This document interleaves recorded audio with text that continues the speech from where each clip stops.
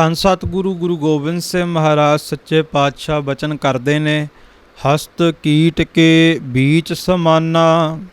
ਧੰਨ ਸਤਿਗੁਰੂ ਗੁਰੂ ਗੋਬਿੰਦ ਸਿੰਘ ਮਹਾਰਾਜ ਸੱਚੇ ਪਾਤਸ਼ਾਹ ਉਸ ਪਰਮਾਤਮਾ ਅਕਾਲ ਪੁਰਖ ਵਾਹਿਗੁਰੂ ਦੀ ਜੋਤ ਦੇ ਦਰਸ਼ਨ ਕਰਾਉਂਦੇ ਨੇ ਔਰ ਕਰਦੇ ਵੀ ਨੇ, ਕਰਾਉਂਦੇ ਵੀ ਨੇ। ਸਤਿਗੁਰੂ ਗੁਰੂ ਗੋਬਿੰਦ ਸਿੰਘ ਮਹਾਰਾਜ ਲਿਖਦੇ ਨੇ ਕਿ ਹਸਤ ਕੀਟ ਕੇ ਬੀਜ ਸਮਾਨਾ। ਹਸਤ ਤੋਂ ਭਾਵ ਖਾਲਸਾ ਜੀ ਹਾਥੀ ਤੇ ਕੀਟ ਤੋਂ ਭਾਵ ਕੀੜੀ। ਕਹਿੰਦੇ ਨੇ ਇਸ ਕੁੱਲ ਕਾਇਨਾਤ ਦੇ ਵਿੱਚ ਪਰਮਾਤਮਾ ਇਸ ਤਰ੍ਹਾਂ ਰਮਿਆ ਕਿ ਨਿੱਕੀ ਜਿਹੀ ਕੀੜੀ ਜਿਹੇ ਜੀਵ ਤੋਂ ਲੈ ਕਰਕੇ ਇੱਕ ਵਿਸ਼ਾਲ ਹਾਥੀ ਵਰਗੇ ਜੀਵ ਦੇ ਵਿੱਚ ਉਹ ਇੱਕ ਸਮਾਨ ਰਮਿਆ ਹੋਇਆ ਹੈ। ਇਹ ਨਹੀਂ ਕਿ ਕੀੜੀ ਵਿੱਚ ਘੱਟ ਆ ਤੇ ਹਾਥੀ ਵਿੱਚ ਜ਼ਿਆਦਾ ਆ, ਤੇਰੇ ਵਿੱਚ ਘੱਟ ਆ ਤੇ ਦੂਜੇ ਵਿੱਚ ਪਰਮਾਤਮਾ ਜ਼ਿਆਦਾ ਆ। ਨਹੀਂ, ਹਰ ਇੱਕ ਦੇ ਵਿੱਚ ਇੱਕ ਸਮਾਨ ਉਹ ਪਰਮਾਤਮਾ ਰਮਿਆ ਹੋਇਆ ਹੈ, ਹਰ ਇੱਕ ਦੇ ਵਿੱਚ ਰਮਿਆ ਹੈ, ਹਰ ਇੱਕ ਦੇ ਵਿੱਚ ਬੈਠ ਕਰਕੇ ਇਸ ਸੰਸਾਰ ਦੇ ਜਗਤ ਤਮਾਸ਼ੇ ਨੂੰ ਤੱਕ ਰਿਹਾ ਹੈ। ਚੌਪਈ ਸਾਹਿਬ ਦੇ ਵਿੱਚ ਵੀ ਆਪਾਂ ਬਚਨ ਕਰਦੇ ਹਾਂ ਕਿ ਚੀਂਟੀ ਤੇ ਕੁੰਚਰ ਅਸਥੂਲਾ ਸਭ ਪਰ ਕਿਰਪਾ ਦ੍ਰਿਸ਼ਟ ਕਰਫੂਲਾ। ਕਿ ਕੀੜੀ ਤੋਂ ਲੈ ਕਰਕੇ ਹਾਥੀ ਤੱਕ ਪਰਮਾਤਮਾ ਰਮਿਆ ਹੈ ਔਰ ਕੀੜੀ ਤੋਂ ਲੈ ਕਰਕੇ ਹਾਥੀ ਤੱਕ ਹੀ ਪਰਮਾਤਮਾ ਆਪਣੀ ਰਹਿਮਤ ਵਰਤਾ ਰਿਹਾ ਹੈ, ਆਪਣੀ ਕਿਰਪਾ ਦ੍ਰਿਸ਼ਟੀ ਵਰਤਾ ਰਿਹਾ ਹੈ, ਆਪਣੀ ਬਖਸ਼ਿਸ਼ ਵਰਤਾ ਰਿਹਾ ਹੈ। ਸਾਰਿਆਂ ਦੇ ਉੱਤੇ ਪਰਮਾਤਮਾ ਦੀ ਰਹਿਮਤ ਹੈ। ਇਹ ਨਹੀਂ ਕਿ ਗਰੀਬ ਦੇ ਉੱਤੇ ਉਹਦੀ ਕਿਰਪਾ ਨਹੀਂ ਤੇ ਅਮੀਰ ਦੇ ਉੱਤੇ ਉਹਦੀ ਕਿਰਪਾ ਹੈ, ਬਲਕਿ ਪਰਮਾਤਮਾ ਦੇ ਘਰ ਦੇ ਵਿੱਚ ਸਾਰਿਆਂ ਨੂੰ ਬਰਾਬਰ ਸਤਿਕਾਰ, ਬਰਾਬਰ ਦਰਜਾ ਹੈ। ਜਿਹੜਾ ਵੀ ਪਰਮਾਤਮਾ ਦੀ ਭਗਤੀ ਕਰੇ, ਜਿਹੜਾ ਵੀ ਖਾਲਸਾ ਜੀ ਸੰਸਾਰ ਦੇ ਵਿੱਚ ਚੰਗੇ ਕੰਮ ਕਰੇ, ਨਿਰਮਲ ਕਰਮ ਕਮਾਏ, ਸੰਸਾਰ ਦੇ ਵਿੱਚ ਵਿਸ਼ਿਆਂ ਵਕਾਰਾਂ ਤੋਂ ਰਹਿਤ ਹੋ ਕਰਕੇ ਸੰਸਾਰ ਦੇ ਵਿੱਚ ਸੱਚੇ ਕੰਮ ਕਰੇ, ਸੁਚੱਜੇ ਕਾਰਜ ਕਰੇ ਤੇ ਪਰਮਾਤਮਾ ਦੀ ਦਰਗਾਹ ਦੇ ਵਿੱਚ ਆਦਰ ਸਤਿਕਾਰ ਜ਼ਰੂਰ ਮਿਲਦਾ ਹੈ। ਸੋ ਧੰਨ ਗੁਰੂ ਗੋਬਿੰਦ ਸਿੰਘ ਮਹਾਰਾਜ ਅਗਲੀ ਪੰਕਤੀ ਦੇ ਵਿੱਚ ਬਚਨ ਕਰਦੇ ਨੇ, ਰਾਵ ਰੰਕ ਜਿਹ ਇੱਕ ਸਰ ਜਾਨਾ। ਕਹਿੰਦੇ ਜਿੱਥੇ ਉਸ ਪਰਮਾਤਮਾ ਦੀ ਇਹ ਬਖਸ਼ਿਸ਼ ਹੈ ਕਿ ਉਹ ਕੀੜੀ ਤੋਂ ਲੈ ਕਰਕੇ ਹਾਥੀ ਦੇ ਤੱਕ ਇੱਕ ਸਮਾਨ ਰਮਿਆ ਹੋਇਆ ਹੈ, ਉੱਥੇ ਖਾਲਸਾ ਜੀ ਇਹ ਪਰਮਾਤਮਾ ਦਾ ਸੁਭਾਵ ਹੈ ਕਿ ਰਾਵ ਰੰਕ ਜਿਹ ਇੱਕ ਸਰ ਜਾਨਾ। ਉਹ ਰਾਜਿਆਂ ਨੂੰ ਤੇ ਕੰਗਾਲਾਂ ਨੂੰ ਇੱਕ ਸਮਾਨ ਜਾਣਦਾ ਹੈ। ਭਾਵੇਂ ਉਸ ਪਰਮਾਤਮਾ ਦੇ ਦਰ 'ਤੇ ਕੋਈ ਰਾਜਾ ਨਿਮਾਣਾ ਹੋ ਕੇ ਆ ਜਾਵੇ ਤੇ ਪਰਮਾਤਮਾ ਰਾਜਿਆਂ ਦੇ ਘਰ ਨੂੰ ਵੀ ਭਾਗ ਲਾ ਦਿੰਦਾ, ਮਹਿਲਾਂ ਨੂੰ ਭਾਗ ਲਾ ਲੈਂਦਾ। ਤੇ ਜੇ ਉਸ ਅਕਾਲ ਪੁਰਖ ਵਾਹਿਗੁਰੂ ਪਰਮਾਤਮਾ ਨੂੰ ਕੋਈ ਕੰਗਾਲ, ਕੋਈ ਗਰੀਬ, ਕੋਈ ਨਿਮਾਣਾ, ਨਤਾਣਾ, ਨਥਾਵਾਂ ਚੇਤੇ ਕਰੇ ਤੇ ਪਰਮਾਤਮਾ ਖੁਦ ਉਹਦੀ ਕੁਟੀਆ ਦੇ ਵਿੱਚ ਚੱਲ ਕੇ ਉਹਦੀ ਕੁਟੀਆਂ ਨੂੰ ਭਾਗ ਲਾ ਦਿੰਦਾ।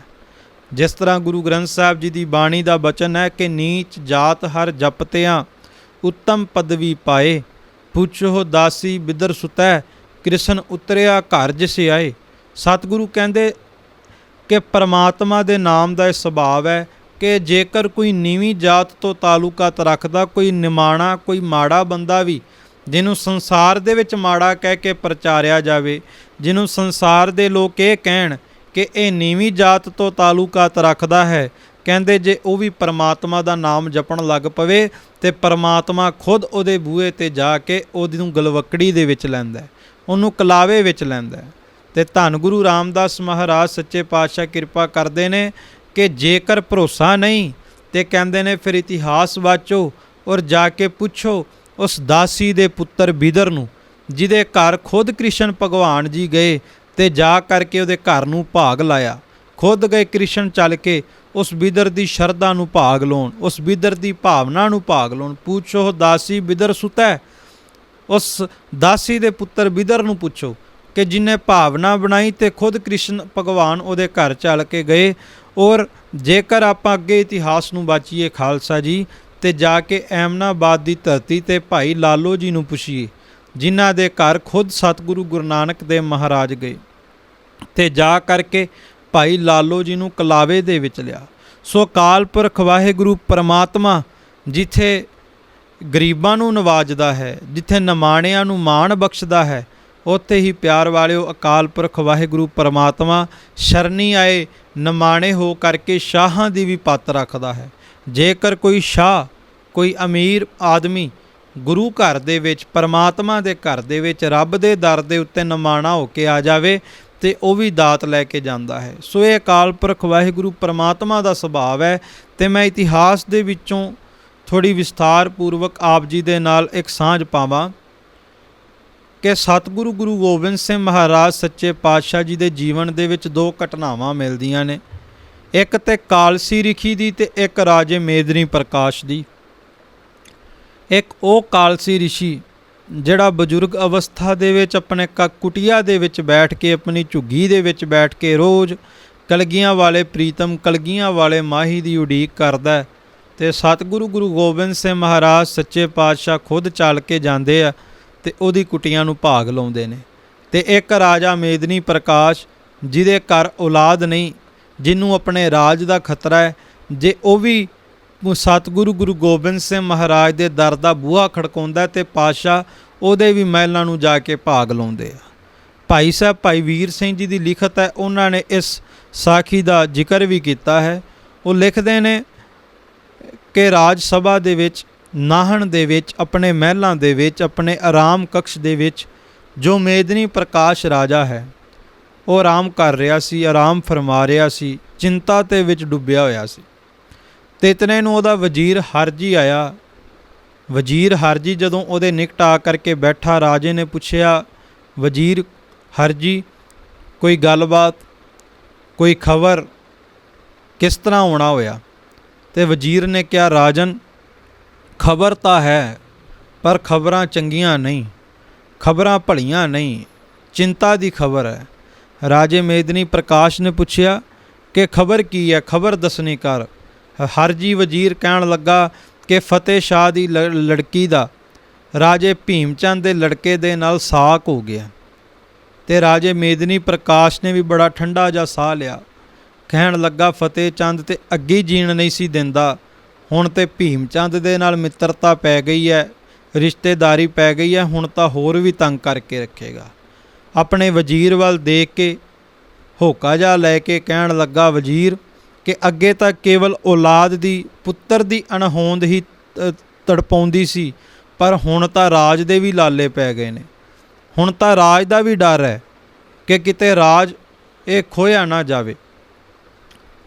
ਵਜ਼ੀਰ ਨੂੰ ਰਾਜਾ ਮੇਦਨੀ ਪ੍ਰਕਾਸ਼ ਕਹਿਣ ਲੱਗਾ, ਵਜ਼ੀਰ ਕਿ ਕੋਈ ਉਪਾਏ ਹੈ, ਕੋਈ ਰਾਹ ਹੈ, ਕੋਈ ਮਦਦ ਮਿਲ ਸਕਦੀ ਹੈ?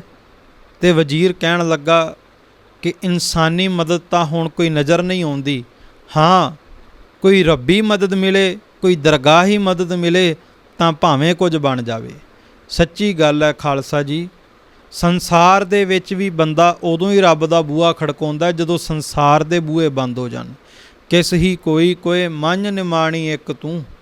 ਸਤਿਗੁਰੂ ਨੇ ਇਸੇ ਕਰਕੇ ਕਿਹਾ ਵੀ ਤੂੰ ਸੰਸਾਰ ਦੇ ਆਸਰੇ ਛੱਡ ਕੇ ਪਹਿਲਾਂ ਹੀ ਉਸ ਪਰਮਾਤਮਾ ਦੇ ਨਾਮ ਦੀ ਟੇਕ ਟਕਾ।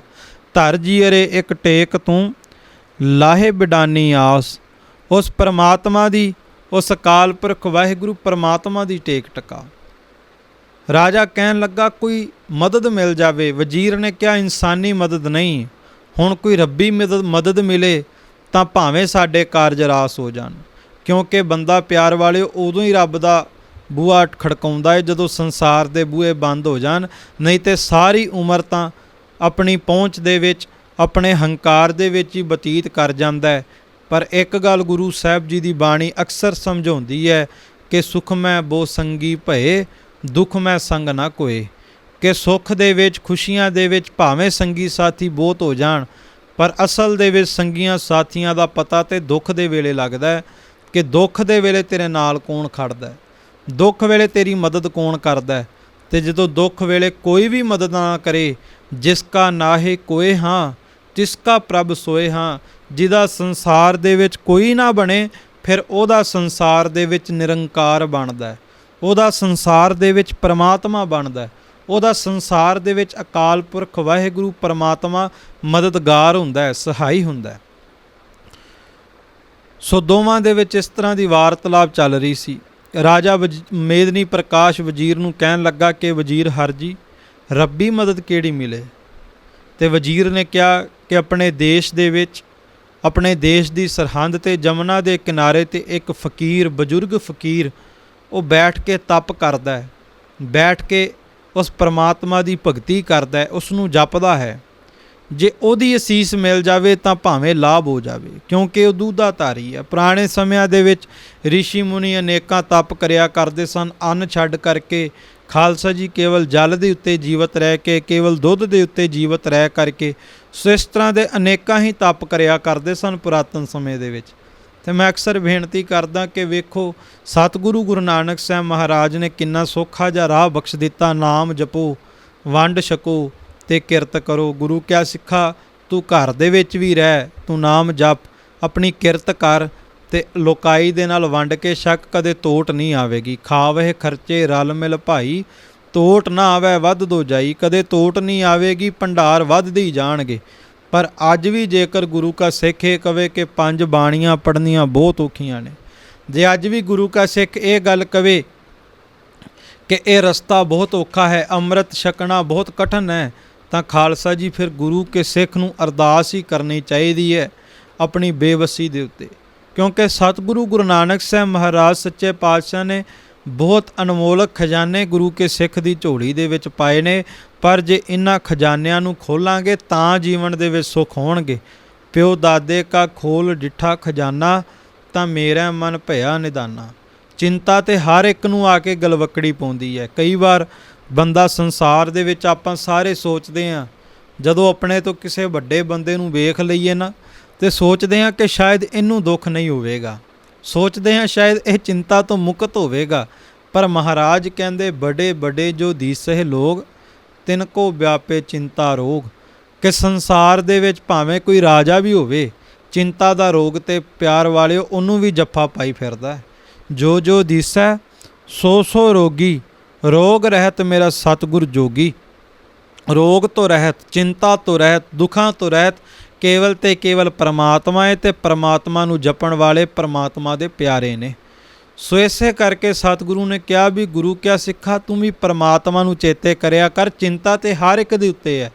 ਮੈਂ ਇੱਕ ਉਦਾਹਰਣ ਆਪ ਜੀ ਦੇ ਸਨਮੁਖ ਰੱਖਾਂ ਕਿ ਵੇਖੋ ਬਾਹਰ ਬਰਸਾਤ ਪੈਂਦੀ ਹੋਵੇ, ਮੀਂਹ ਪੈਂਦਾ ਹੋਵੇ ਨਾ, ਅਤੇ ਬੰਦਾ ਬਰਸਾਤ ਦੇ ਵਿੱਚ ਜਾਵੇ ਤੇ ਭਿੱਜ ਜਾਵੇਗਾ। ਕਿਉਂਕਿ ਬਰਸਾਤ ਦੀਆਂ ਕਣੀਆਂ ਦਾ ਸੁਭਾਵ ਹੈ, ਬਰਸਾਤ ਦੇ ਪਾਣੀ ਦਾ ਸੁਭਾਵ ਹੈ ਕਿ ਗਿੱਲਾ ਕਰ ਦਿੰਦੇ ਨੇ ਜੋ ਵੀ ਉਹਨਾਂ ਦੀ ਪਕੜ ਦੇ ਵਿੱਚ ਆਉਂਦਾ। ਪਰ ਜੇਕਰ ਉਹੀ ਇਨਸਾਨ ਹੱਥ ਦੇ ਵਿੱਚ ਛਤਰੀ ਪਕੜ ਕੇ ਤੇ ਬਾਹਰ ਸੰਸਾਰ ਦੇ ਵਿੱਚ ਜਾਵੇ, ਜਿੰਨੀ ਮਰਜ਼ੀ ਬਰਸਾਤ ਹੋਵੇ ਤੇ ਬਰਸਾਤ ਦਾ ਪਾਣੀ ਕੋਈ ਬਹੁਤਾ ਗਿੱਲਾ ਨਹੀਂ ਕਰ ਸਕਦਾ। ਸੋ ਇਸੇ ਤਰ੍ਹਾਂ ਜੀਵਨ ਦੇ ਵਿੱਚ ਦੁੱਖਾਂ ਰੂਪੀ ਬਰਸਾਤ ਤੇ ਆਉਂਦੀ ਰਹਿੰਦੀ ਹੈ, ਪਰੇਸ਼ਾਨੀ ਰੂਪੀ ਚਿੰਤਾ ਰੂਪੀ ਬਰਸਾਤ ਤੇ ਖਾਲਸਾ ਜੀ ਆਉਂਦੀ ਰਹਿੰਦੀ ਹੈ। ਪਰ ਜੇ ਵਾਹਿਗੁਰੂ ਗੁਰਮੰਤਰ ਦੀ ਛਤਰੀ ਹੋਵੇ, ਜੇ ਜਪਜੀ ਸਾਹਿਬ ਦੀ ਛਤਰੀ ਹੋਵੇ, ਜੇ ਸੁਖਮਨੀ ਸਾਹਿਬ ਦੀ ਛਤਰੀ ਹੋਵੇ, ਜੇ ਅਕਾਲ ਉਸਤਤ ਦੀ ਛਤਰੀ ਹੋਵੇ, ਤੇ ਸੱਚੀ ਗੱਲ ਹੈ ਫਿਰ ਚਿੰਤਾ ਦੀ ਬਰਸਾਤ ਵੀ ਕੁਝ ਵਿਗਾੜ ਨਹੀਂ ਸਕਦੀ, ਕੁਝ ਨਹੀਂ ਵਿਗਾੜ ਸਕਦੀ ਜਿਹਦੇ ਉੱਤੇ ਗੁਰੂ ਦਾ ਹੱਥ ਹੋਵੇ। ਮੈਂ ਅਕਸਰ ਬੇਨਤੀ ਕਰਦਾ ਵੀ ਗੁਰੂ ਕਾ ਸਿੱਖ ਉਹ ਗੁਰੂ ਕੀ ਬਾਣੀ ਦਾ ਪੱਲਾ ਨਾ ਛੱਡੇ, ਅਕਾਲ ਉਸਤਤ ਦੀ ਬਾਣੀ ਦਾ ਪੱਲਾ ਨਾ ਛੱਡੇ। ਖਾਲਸਾ ਜੀ ਸਤਿਗੁਰੂ ਗੁਰੂ ਕੇ ਸਿੱਖ ਦੀ ਝੋਲੀ ਖਾਲੀ ਨਹੀਂ ਛੱਡਣਗੇ। ਸਤਿਗੁਰੂ ਨੇ ਤੇ ਤਾਂ ਹੀ ਕਿਹਾ ਕਿ ਕਬੀਰ ਕਾਮ ਪਰੇ ਹਰ ਸਿਮਰੀਏ, ਐਸਾ ਸਿਮਰੋ ਨਿਤ। ਕਿ ਜਿਸ ਪਰਮਾਤਮਾ ਨੂੰ ਕੇਵਲ ਕੰਮ ਪਿਆ ਚੇਤੇ ਕਰਦਾ, ਕਿਤੇ ਉਹਨੂੰ ਉੱਦਾਂ ਵੀ ਚੇਤੇ ਕਰ ਲਿਆ ਕਰ। ਕਿਉਂਕਿ ਕਈ ਵਾਰ ਵੇਖਦੇ ਹਨ, ਕਈ ਵਾਰੀ ਇਸ ਤਰ੍ਹਾਂ ਹੁੰਦਾ ਜੀਵਨ ਦੇ ਵਿੱਚ ਵੀ ਅੱਗੇ ਪਿੱਛੇ ਗੁਰੂ ਘਰ ਜਾਂ ਪਰਮਾਤਮਾ ਜਾਂ ਰੱਬ ਦੇ ਪਿਆਰੇ ਚੇਤੇ ਨਹੀਂ ਆਉਂਦੇ। ਪਰ ਜਦੋਂ ਦੁੱਖ ਹੁੰਦਾ, ਜਦੋਂ ਪਰੇਸ਼ਾਨੀ ਹੁੰਦੀ ਹੈ, ਤੇ ਪਰਮਾਤਮਾ ਦਾ ਬੂਹਾ ਅਕਸਰ ਇਨਸਾਨ ਖੜਕਾਉਂਦੇ ਨੇ। ਖੜਕਾਉਣਾ ਵੀ ਚਾਹੀਦਾ, ਦਾਤੇ ਕੋਲੋਂ ਦਾਤ ਲੈਣੀ ਵੀ ਚਾਹੀਦੀ ਹੈ। ਪਰ ਭਗਤਾਂ ਦਾ ਇਹ ਕਥਨ ਹੈ ਕਿ ਕਬੀਰ ਕਾਮ ਪਰੇ ਹਰ ਸਿਮਰੀਐ, ਐਸਾ ਸਿਮਰੋ ਨਿਤ। ਕਿ ਜਿਸ ਪਰਮਾਤਮਾ ਨੂੰ ਕੇਵਲ ਕੰਮ ਪੈਣ 'ਤੇ, ਕੇਵਲ ਦੁੱਖ ਆਉਣ 'ਤੇ ਚੇਤੇ ਕਰਦਾ, ਉਹਨੂੰ ਨਿਤ ਹੀ ਚੇਤੇ ਕਰਿਆ ਕਰ, ਨਿਤ ਹੀ ਸਿਮਰਨ ਕਰਿਆ ਕਰ, ਨਿਤ ਹੀ ਉਹਦੀ ਯਾਦ ਵਿੱਚ ਜੁੜਿਆ ਕਰ। ਕਈ ਵਾਰ ਸਵਾਲ ਆਉਂਦੇ ਨੇ ਕਿ ਪਰੇਸ਼ਾਨੀ ਬਹੁਤ ਹੈ, ਦੁੱਖ ਬਹੁਤ ਨੇ, ਇਹਨਾਂ ਤੋਂ ਛੁਟਕਾਰਾ ਕਿਵੇਂ ਹੋਵੇਗਾ? ਅਤੇ ਮਹਾਰਾਜ ਕਹਿੰਦੇ ਇਹਨਾਂ ਤੋਂ ਜੇ ਛੁਟਕਾਰਾ ਕਰਨਾ ਕੇਵਲ ਇਹੋ ਹੈ ਕਿ ਕਹੋ ਨਾਨਕ ਇਹੋ ਤਤ ਵਿਚਾਰਾ, ਬਿਨ ਹਰ ਭਜਨ ਨਹੀਂ ਛੁਟਕਾਰਾ। ਹਰੀ ਦੇ ਭਜਨ ਤੋਂ ਬਿਨਾਂ ਛੁਟਕਾਰਾ ਨਹੀਂ। ਸਰਬਲੋ ਗ੍ਰੰਥ ਦੇ ਵਿੱਚ ਗੁਰੂ ਗੋਬਿੰਦ ਸਿੰਘ ਮਹਾਰਾਜ ਨੇ ਬਚਨ ਕੀਤੇ ਨੇ ਕਿ ਆਹਤ ਹਰਨ ਜਮ ਤਰਾਸ ਨਿਵਾਰਨ, ਨਾਮ ਲੇਤ ਭਵ ਸਿੰਧ ਤਰੇ। ਕਿ ਪਰਮਾਤਮਾ ਦਾ ਨਾਮ ਲੈਂਦਿਆਂ ਹੀ ਹੰਕਾਰ ਦੂਰ ਹੋ ਜਾਂਦਾ, ਦੁੱਖ ਦੂਰ ਹੋ ਜਾਂਦੇ ਨੇ, ਤਕਲੀਫਾਂ ਦੂਰ ਹੋ ਜਾਂਦੀਆਂ, ਪਰੇਸ਼ਾਨੀਆਂ ਦੂਰ ਹੋ ਜਾਂਦੀਆਂ ਨੇ। ਪਰ ਕਦੋਂ? ਜਦੋਂ ਦੁੱਖ ਦਰਦ ਭਉ ਨਿਕਟ ਨਾ ਤਿੰਨ ਨਰ ਕੇ ਰਹਿ, ਹੋ ਜੋ ਇਹ ਕੀ ਏਕ ਬਾਰ ਚੌਪਈ ਕੋ ਕਹੈ। ਸੋ ਖਾਲਸਾ ਜੀ, ਕਲਯੁਗ ਦਾ ਸਮਾਂ ਹੈ। ਰੱਬ ਤੋਂ ਤੋੜਨ ਦਾ ਯਤਨ ਬਹੁਤ ਹੋਵੇਗਾ। ਪਰਮਾਤਮਾ ਤੋਂ, ਗੁਰੂ ਘਰ ਤੋਂ, ਗੁਰੂ ਕੀ ਬਾਣੀ ਤੋਂ ਭਾਵਨਾ ਨੂੰ ਤੋੜਨ ਦਾ ਯਤਨ ਬਹੁਤ ਕੀਤਾ ਜਾਵੇਗਾ। ਕਿਤੇ ਇਹ ਬਾਣੀ ਤੋਂ ਟੁੱਟ ਜਾਵੇ, ਪਰਮਾਤਮਾ ਤੋਂ ਟੁੱਟ ਜਾਵੇ, ਧਰਮ ਤੋਂ ਟੁੱਟ ਜਾਵੇ, ਪਰ ਗੁਰੂ ਕਾ ਸਿੱਖ ਯਤਨ ਕਰੇ ਕਿ ਜਿਵੇਂ ਮਛਲੀ ਪਾਣੀ ਤੋਂ ਬਿਨਾਂ ਨਹੀਂ ਰਹਿ ਸਕਦੀ, ਗੁਰੂ ਕਾ ਸਿੱਖ ਵੀ ਬਾਣੀ ਤੋਂ ਬਿਨਾਂ ਰਵੇ ਨਾ। ਕਿਉਂਕਿ ਜੇ ਮਛਲੀ ਉਹ ਪਾਣੀ ਤੋਂ ਬਿਨਾਂ ਮਰ ਜਾਵੇਗੀ, ਸੱਚੀ ਗੱਲ ਹੈ, ਗੁਰੂ ਕੇ ਸਿੱਖ ਦਾ ਜੀਵਨ ਵੀ ਬਾਣੀ ਤੋਂ ਬਿਨਾਂ ਜ਼ਰੂਰ ਮਰ ਜਾਵੇਗਾ। ਸੋ ਯਤਨ ਕਰਨਾ ਚਾਹੀਦਾ ਹੈ ਕਿ ਜਿਸ ਠਾਕੁਰ ਸਿਉ ਨਾਹੀ ਚਾਰਾ, ਤਾ ਕੋ ਕੀਜੈ ਸਦ ਨਮਸਕਾਰਾ। ਜਿਸ ਪ੍ਰਮਾਤਮਾ ਤੋਂ ਬਿਨਾਂ ਸਾਡਾ ਚਾਰਾ ਹੀ ਕੋਈ ਨਹੀਂ ਚੱਲਦਾ, ਉਹਨੂੰ ਨੇਤੀ ਸਿਮਰਿਆ ਕਰੀਏ, ਚੇਤੇ ਕਰਿਆ ਕਰੀਏ। ਵੇਖੋ ਕਰੋਨਾ ਵਾਇਰਸ ਚੱਲ ਰਿਹਾ ਅਤੇ ਅੱਜ ਇਹ ਹਾਲਾਤ ਨੇ ਕਿ ਅੱਜ ਕਿਸੇ ਦਾ ਵੀ ਕੋਈ ਚਾਰਾ ਨਹੀਂ ਚੱਲ ਰਿਹਾ। ਵੱਡੀਆਂ ਵੱਡੀਆਂ ਤਾਕਤਾਂ ਦੇ ਹੱਥ ਖੜੇ ਨੇ ਅਤੇ ਇਸੇ ਕਰਕੇ ਅੱਜ ਸਾਰੇ ਪਰਮਾਤਮਾ ਨੂੰ ਚੇਤੇ ਕਰ ਰਹੇ ਨੇ। ਜਦੋਂ ਮੌਤ ਸਿਰ 'ਤੇ ਮੰਡਰਾਉਂਦੀ ਹੈ, ਪਰਮਾਤਮਾ ਉਦੋਂ ਚੇਤੇ ਆਉਂਦਾ। ਤਾਂ ਹੀ ਕਰਕੇ ਸਤਿਗੁਰੂ ਗੁਰੂ ਨਾਨਕ ਸਾਹਿਬ ਨੇ ਬਚਨ ਕੀਤੇ ਸਨ ਕਿ ਯਕ ਅਰਜ਼ ਗੁਫਤਮ ਪੇਸ਼ ਤਉ ਦਰਗੋਸ਼ ਕੁਨ ਕਰਤਾਰ, ਹੱਕਾ ਕਬੀਰ ਕਰੀਮ ਤੂੰ ਬੇਐਬ ਪਰਵਦਗਾਰ। ਦੁਨੀਆ ਮੁਕਾਮੇ ਫਾਨੀ ਤਹਿਕੀਕ ਦਿਲ ਦਾਨੀ, ਮਮਸਰ ਮੂਏ ਅਜ਼ਰਾਇਲ ਗਿਰਫਤੇ ਦਿਲ ਹੇਚ ਨਾ ਦਾਨੀ। ਕਿ ਮੇਰੇ ਸਿਰ ਦੇ ਉੱਤੇ ਮੌਤ ਦਾ ਫਰਿਸ਼ਤਾ ਅਜ਼ਰਾਇਲ ਹਰ ਪਲ ਮੰਡਰਾ ਰਿਹਾ ਹੈ ਅਤੇ ਮੈਨੂੰ ਪਰਮਾਤਮਾ ਤੇਰੀ ਓਟ ਚਾਹੀਦੀ ਹੈ, ਤੇਰੀ ਟੇਕ ਚਾਹੀਦੀ ਹੈ। ਰਹੋ ਵਿਚਾਰ। ਰਾਜੇ ਨੇ ਵਜ਼ੀਰ ਨੂੰ ਕਿਹਾ, ਵਜ਼ੀਰ ਕੋਈ ਹੀਲਾ? ਵਜ਼ੀਰ ਨੇ ਕਿਹਾ ਕੋਈ ਰੱਬੀ ਮਦਦ। ਰਾਜੇ ਨੇ ਕਿਹਾ ਰੱਬੀ ਮਦਦ ਕੌਣ ਕਰੇਗਾ? ਉਹਨੇ ਫਕੀਰ ਦੀ ਦੱਸ ਪਾਈ ਕਿ ਸਾਡੇ ਦੇਸ਼ ਦੀ ਸਰਹੱਦ 'ਤੇ ਇੱਕ ਫਕੀਰ ਬੈਠ ਕੇ ਤਪ ਕਰਦਾ, ਜਪ ਕਰਦਾ, ਪਰਮਾਤਮਾ ਦੇ ਨਾਮ ਦੇ ਵਿੱਚ ਜੁੜਿਆ ਹੈ, ਸੰਸਾਰ ਦੇ ਨਾਲ ਕੋਈ ਬਹੁਤਾ ਮੇਲ ਜੋਲ ਨਹੀਂ, ਉਹਦੀ ਅਸੀਸ ਜ਼ਰੂਰ ਲਾਭਦਾਇਕ ਹੋਵੇਗੀ। ਰਾਜੇ ਨੇ ਵਜ਼ੀਰ ਨੂੰ ਕਿਹਾ ਕਿ ਚੱਲੋ, ਉਹਦੇ ਦਰਸ਼ਨ ਕਰਨੇ ਚਾਹੀਦੇ ਨੇ, ਉਸ ਫਕੀਰ ਕੋਲ ਜਾਣਾ ਚਾਹੀਦਾ, ਉਸ ਫਕੀਰ ਤੋਂ ਜਾ ਕਰਕੇ ਅਸੀਸ ਲੈਣੀ ਚਾਹੀਦੀ ਹੈ। ਰਾਜਾ ਅਤੇ ਵਜ਼ੀਰ ਦੋਵੇਂ ਉਸ ਫਕੀਰ ਦੀ ਕੁਟੀਆ ਦੇ ਵਿੱਚ ਪਹੁੰਚ ਗਏ। ਰਾਜਾ ਬਾਹਰ ਖੜਿਆ ਸੀ ਕੁਟੀਆ ਦੇ, ਅਤੇ ਵਜ਼ੀਰ ਜਦੋਂ ਕੁਟੀਆ ਦੇ ਅੰਦਰ ਪ੍ਰਵੇਸ਼ ਕੀਤਾ, ਇਹਨੇ ਜਾ ਕਰਕੇ ਉਸ ਫਕੀਰ ਨੂੰ ਨਮਸਕਾਰ ਕੀਤੀ। ਫਕੀਰ ਦੀ ਉਮਰ ਲਗਭਗ 100 ਕੁ ਸਾਲ ਦੀ ਹੋਵੇਗੀ, ਬਜ਼ੁਰਗ ਅਵਸਥਾ ਸੀ। ਫਕੀਰ ਨੇ ਕਿਹਾ ਕਿ ਆਓ ਜੀ ਆਇਆਂ ਨੂੰ। ਵਜ਼ੀਰ ਨੇ ਕਿਹਾ ਕਿ ਫਕੀਰ ਜੀ, ਸਾਧੂ ਜੀ, ਮਹਾਤਮਾ ਜੀ, ਰਾਜਨ ਆਏ ਨੇ, ਰਾਜਾ ਵੀ ਆਇਆ ਹੋਇਆ ਹੈ ਔਰ ਉਹ ਬਾਹਰ ਖੜੇ ਨੇ, ਜੇ ਆਗਿਆ ਹੋਵੇ ਅੰਦਰ ਲੈ ਆਵਾਂ। ਅਤੇ ਫਕੀਰ ਕਹਿਣ ਲੱਗਾ ਕਿ ਫਕੀਰਾਂ ਦਾ ਤੇ ਰਾਜਾ ਰੱਬ ਹੀ ਹੁੰਦਾ ਏ, ਫਕੀਰਾਂ ਦਾ ਤੇ ਰੱਬ ਹੀ ਰਾਜਾ ਹੈ। ਚਲੋ ਭਾਵੇਂ ਰਾਜਾ ਬਣ ਕੇ ਹੀ ਆਏ ਹੋ, ਆਏ ਤਾਂ ਸਹੀ। ਇਸੇ ਕਰਕੇ ਗਿਆ ਵੀ ਸਾਧ ਕੋ ਮਿਲਣੇ ਜਾਈਏ, ਸਾਥ ਨਾ ਲੀਜੈ ਕੋਏ। ਜਦੋਂ ਕਿਸੇ ਸਾਧੂ ਸੰਤ ਮਹਾਤਮਾ ਨੂੰ ਮਿਲਣ ਜਾਈਏ ਨਾ ਖਾਲਸਾ ਜੀ, ਤੇ ਫਿਰ ਅੰਦਰੋਂ ਹੰਕਾਰ, ਅੰਦਰ ਦੇ ਉਹਦੇ ਛੱਡ ਕੇ ਜਾਣੇ ਚਾਹੀਦੇ ਨੇ। ਜਦੋਂ ਕਿਤੋਂ ਦਾਤ ਲੈਣ ਜਾਈਏ ਫਿਰ ਆਪਣਾ ਆਪ ਗਵਾ ਕੇ ਨਿਮਾਣੇ ਹੋ ਕੇ ਜਾਣਾ ਚਾਹੀਦਾ ਦਾਤ ਲੈਣ ਲਈ। ਤਾਂ ਹੀ ਕਰਕੇ ਦਾਤ ਝੋਲੀ ਵਿੱਚ ਪਾਉਂਦੀ ਆ। ਆਪਾਂ ਤੇ ਦਰਸ਼ਨ ਕਰਦੇ ਹਾਂ। ਸਤਿਗੁਰੂ ਗੁਰੂ ਅਰਜਨ ਦੇਵ ਮਹਾਰਾਜ ਨੇ ਗੁਰੂ ਕਿਆ ਸਿੱਖਾਂ ਦੇ ਲਈ ਪੂਰਨੇ ਪਾਏ ਕਿ ਦਾਤ ਲੈਣ ਲਈ ਭਾਵਨਾ ਕਿਹੋ ਜਿਹੀ ਹੋਵੇ। ਸਾਰੇ ਇਤਿਹਾਸ ਤੋਂ ਜਾਣੂ ਆ ਕਿ ਜਦੋਂ ਪੁੱਤਰ ਦੀ ਦਾਤ ਲੈਣ ਲਈ ਧੰਨ ਗੁਰੂ ਅਰਜਨ ਦੇਵ ਮਹਾਰਾਜ ਸੱਚੇ ਪਾਤਸ਼ਾਹ ਦੇ ਹੁਕਮਾਂ ਅਨੁਸਾਰ ਮਾਤਾ ਗੰਗਾ ਜੀ ਸਤਿਗੁਰੂ ਦੇ ਮਹਿਲ, ਉਹ ਜਦੋਂ ਬ੍ਰਹਮ ਗਿਆਨੀ ਬਾਬਾ ਬੁੱਢਾ ਸਾਹਿਬ ਜੀ ਕੋਲ ਜਾਂਦੇ ਨੇ, ਰੱਥ 'ਤੇ ਸਵਾਰ ਹੋ ਕਰਕੇ ਦਾਸੀਆਂ ਨਾਲ ਲੈ ਕਰਕੇ, ਤੇ ਖਾਲਸਾ ਜੀ ਬਾਬਾ ਬੁੱਢਾ ਸਾਹਿਬ ਜੀ ਨੇ ਬਚਨ ਕੀਤੇ, ਮਾਤਾ ਜੀ ਮੈਂ ਤੇ ਖੁਦ ਗੁਰੂ ਘਰ ਦਾ ਮੰਗਤਾ ਹਾਂ, ਗੁਰੂ ਘਰੋਂ ਹੀ ਦਾਤ ਮਿਲੇਗੀ। ਤੇ ਮਾਤਾ ਜੀ ਨਿਰਾਸਤਾ ਦੇ ਵਿੱਚ ਵਾਪਸ ਆ ਗਏ। ਤੇ ਸਤਿਗੁਰੂ ਨੇ ਪੁੱਛਿਆ ਵੀ ਕਿਵੇਂ ਗਏ ਸੋ? ਤੇ ਮਾਤਾ ਜੀ ਨੇ ਕਿਹਾ ਕਿ ਰੱਥ 'ਤੇ ਗਏ ਸਾਂ, ਦਾਸ ਦਾਸੀਆਂ ਨਾਲ ਸਨ। ਸਤਿਗੁਰੂ ਨੇ ਕਿਹਾ ਜਦੋਂ ਦਾਤ ਲੈਣ ਜਾਈਏ ਫਿਰ ਉੱਚੇ ਹੋ ਕੇ ਨਹੀਂ ਜਾਣਾ ਚਾਹੀਦਾ, ਨੀਵੇਂ ਹੋ ਕੇ ਜਾਣਾ ਚਾਹੀਦਾ ਹੈ। ਸੋ ਇਹ ਬਹੁਤ ਵੱਡੀ ਸਿੱਖਿਆ ਸੀ। ਤੇ ਮੈਂ ਬੇਨਤੀ ਕਰਾਂ ਅੱਜ ਵੀ ਜੇ ਕੋਈ ਦਾਤ ਲੈਣ ਲਈ ਗੁਰੂ ਘਰ ਵਿੱਚ ਆਈਏ ਫਿਰ ਨਿਮਾਣੇ ਹੋ ਕੇ ਆਈਏ। ਗੁਰੂ ਘਰ ਦੇ ਵਿੱਚ ਜੋੜਿਆਂ ਦੀ ਸੇਵਾ ਕਰੀਏ, ਭਾਂਡਿਆਂ ਦੀ ਸੇਵਾ ਕਰੀਏ, ਝਾੜੂ ਦੀ ਸੇਵਾ ਕਰੀਏ, ਕਿਉਂਕਿ ਸੇਵਾ ਅਤੇ ਸਿਮਰਨ ਇਹ ਦੋ ਖੰਭ ਨੇ ਜਿਨ੍ਹਾਂ ਨੇ ਸਾਨੂੰ ਸਾਡੀ ਦਾਤ ਦੀ ਪ੍ਰਾਪਤੀ ਕਰਾਉਣੀ ਹੈ। ਰਹੋ ਵਿਚਾਰ। ਫਕੀਰ ਨੇ ਕਿਹਾ ਕਿ ਰਾਜਨ ਨੂੰ ਅੰਦਰ ਲਿਆਓ, ਰਾਜਨ ਨੂੰ ਨਮਸਕਾਰ ਕਰੋ, ਜੀ ਆਇਆਂ ਨੂੰ। ਰਾਜਾ ਜਦੋਂ ਆਇਆ ਰਾਜੇ ਨੇ ਨਮਸਕਾਰ ਕੀਤੀ ਤੇ ਫਕੀਰ ਨੇ ਰਾਜੇ ਨੂੰ ਪੁੱਛਿਆ, ਰਾਜਨ ਇਹ ਬੁੱਢੜਾ ਫਕੀਰ ਤੁਸਾਂ ਦੀ ਕੀ ਮਦਦ ਕਰੇ। ਰਾਜਾ ਕਹਿਣ ਲੱਗਾ, ਮਹਾਤਮਾ ਜੀ ਅਸੀਂ ਤੁਹਾਡੀ ਆਸ਼ੀਰਵਾਦ ਲੈਣ ਆਏ ਹਾਂ, ਤੁਹਾਡੀ ਅਸੀਸ ਲੈਣ ਆਏ ਹਾਂ, ਕਿਰਪਾ ਕਰੋ ਸਾਨੂੰ ਅਸੀਸ ਦਿਓ। ਬੁੱਢੜਾ ਫਕੀਰ ਕਹਿਣ ਲੱਗਾ, ਰਾਜਨ ਅਸੀਸ ਤਾਂ ਰੱਬ ਦੇ ਘਰੋਂ ਸਦਾ ਹੀ ਨਿਮਾਣਿਆਂ ਨੂੰ ਮਿਲਦੀ ਹੈ। ਤੇਰਾ ਰਾਜ ਸਦਾ ਅਟਲ ਹੋਵੇ। ਪਰ ਮੈਂ ਗਰੀਬ ਤੇ ਖੁਦ ਖੁਦਾ ਦੀ ਭਾਲ ਦੇ ਵਿੱਚ ਭਟਕ ਰਿਹਾ। ਮੈਨੂੰ ਤੇ ਉਮਰਾਂ ਬੀਤ ਗਈਆਂ ਧਿਆਨ ਟਿਕਾਉਂਦੇ ਨੂੰ 80 ਸਾਲ ਹੋ ਗਏ ਨੇ, ਤੇ ਮੈਂ ਉਸ ਪਰਮਾਤਮਾ ਦੇ ਦਰਸ਼ਨਾਂ ਦੀ ਆਸ ਦੇ ਵਿੱਚ ਨਿੱਤ ਧਿਆਨ ਟਿਕਾਉਂਦਾ, ਪਰ ਹਾਲੇ ਤੱਕ ਆਸ ਨਹੀਂ ਪੁੱਗੀ। ਤੇ ਭਾਈ ਵੀਰ ਸਿੰਘ ਜੀ ਲਿਖਦੇ ਆ ਕਿ ਇੰਨਾ ਕਹਿ ਕੇ ਨਾ ਤੇ ਫਕੀਰ ਦੇ ਨੇਤਰ ਭਰ ਰਹੇ, ਕਿਉਂਕਿ ਪਿਆਰ ਵਾਲਿਓ ਜਿਹੜੇ ਫਕੀਰ ਜਿਹੜੇ ਭਗਤੀ ਕਰਦੇ ਨੇ, ਭਗਤ ਕਰਦੇ ਨੇ, ਉਹਨਾਂ ਦੇ ਨੇਤਰ ਹਮੇਸ਼ਾ ਭਿੱਜ ਜਾਂਦੇ ਨੇ ਜਦੋਂ ਪਰਮਾਤਮਾ ਤੋਂ ਵਿਛੋੜੇ ਦਾ ਅਹਿਸਾਸ ਹੋ ਜਾਵੇ। ਮੈਂ ਬੇਨਤੀ ਕਰਦਾ ਵੀ ਅੱਜ ਜੇ ਕੋਈ ਹੰਕਾਰ ਦੇ ਹਾਸੇ ਹੱਸਦਾ, ਜੇ ਕੋਈ ਅੱਜ ਆਪਣੇ ਇਸ ਝੂਠੇ ਜੀਵਨ ਦੇ ਵਿੱਚ ਮਸਤ ਹੋ ਰਿਹਾ ਹੈ, ਤੇ ਕੇਵਲ ਇਸ ਕਰਕੇ ਹੋ ਰਿਹਾ ਕਿ ਉਸ ਨੂੰ ਪਰਮਾਤਮਾ ਦੇ ਵਿਛੋੜੇ ਦਾ ਅਹਿਸਾਸ ਨਹੀਂ ਰਿਹਾ। ਕਿਉਂਕਿ ਜਿੱਦਣ ਸਾਨੂੰ ਵਿਛੋੜੇ ਦਾ ਅਹਿਸਾਸ ਹੋ ਗਿਆ, ਫਿਰ ਇਹ ਬੁੱਲੀਆਂ ਤੇ ਆਰੇ ਹਾਸੇ ਇਹ ਮਿਟ ਜਾਣਗੇ। ਇੱਕ ਖਾਮੋਸ਼ੀ ਆ ਜਾਵੇਗੀ, ਇੱਕ ਚੁੱਪੀ ਆ ਜਾਵੇਗੀ, ਤੇ ਕੇਵਲ ਇਹ ਅਰਜ਼ੋਈ ਰਹੇਗੀ ਕਿ ਮੇਰਾ ਮਨ ਲੋਚੈ ਗੁਰਦਰਸ਼ਨ ਤਾਈ, ਬਿਲਪ ਕਰੇ ਚਾਤਰਕ ਕੀ ਨਿਆਈ, ਤ੍ਰਿਖਾ ਨ ਉਤਰੈ ਸ਼ਾਂਤ ਨਾ ਆਵੈ, ਬਿਨ ਦਰਸ਼ਨ ਸੰਤ ਪਿਆਰੇ ਜੀਓ। ਫਿਰ ਕੇਵਲ ਇਹ ਅਰਜ਼ੋਈ ਰਹੇਗੀ, ਇੱਕ ਘੜੀ ਨਾ ਮਿਲਤੇ ਤਾ ਕਲਯੁਗ ਹੋਤਾ, ਹੁਣ ਕਦ ਮਿਲੀਐ ਪ੍ਰੇ ਤੁਧ ਭਗਵੰਤਾ।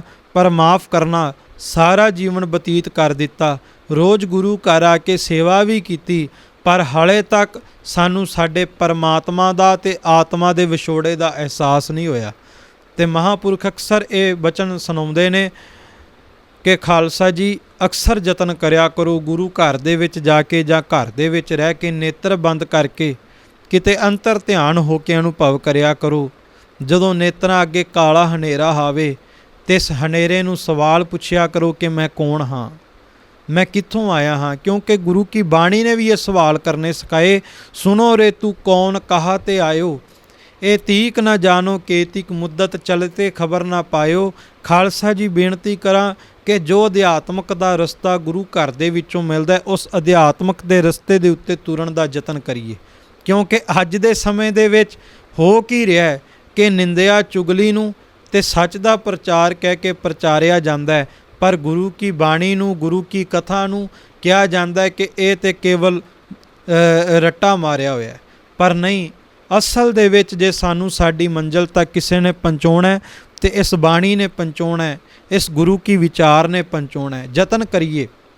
ਜਦੋਂ ਕਾਲਾ ਹਨੇਰਾ ਅੱਖਾਂ ਅੱਗੇ ਆਵੇਗਾ ਤੇ ਸੱਚ ਜਾਣਿਓ ਇਹ ਹਨੇਰਾ ਇਸ ਗੱਲ ਦੀ ਨਿਸ਼ਾਨੀ ਹੈ ਕਿ ਤੇਰਾ ਆਤਮਾ ਦਾ ਉਸ ਪਰਮ ਆਤਮਾ ਤੋਂ ਵਿਛੋੜਾ ਪੈ ਚੁੱਕਿਆ ਹੈ। ਇਸ ਕਰਕੇ ਹੰਬਲਾ ਮਾਰ, ਉਸ ਪਰਮਾਤਮਾ ਨੂੰ ਸਿਮਰਿਆ ਕਰ, ਉਦਮ ਕਰੋ ਵਡਭਾਗੀ ਹੋ, ਸਿਮਰੋ ਹਰ ਹਰ ਰਾਏ।